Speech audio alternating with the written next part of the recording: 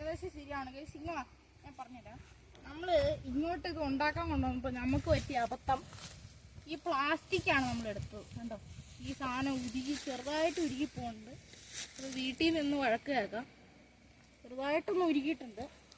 അതുകൊണ്ട് നമ്മൾ ഇങ്ങോട്ട് തിരിച്ചു വെച്ചാൽ പീടി. അതുകൊണ്ട് കുറച്ച് തീയിലാണ് നമ്മളിത് തയ്യാർ ചെയ്യാൻ നോക്കുന്നത്. അപ്പം നമുക്ക് ഇനി അടുത്ത പരിപാടി അടുത്ത പരിപാടി പഴംപോളി ശരിയാക്കാം. മഴയുടെ ഇതൊക്കെ പോലെ ഉണ്ട് കേട്ടോ.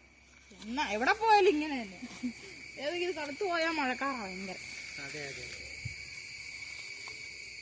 എന്താ പറയാൻ,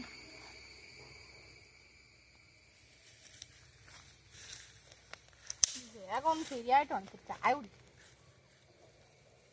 എന്താ ചെറുതായിട്ട് ഉരുക്കിട്ടോ. അപ്പൊ ഈ അടുപ്പ വെക്കുമ്പോ എങ്ങനെയാണ് ചെറുതായിട്ട് കൂടെ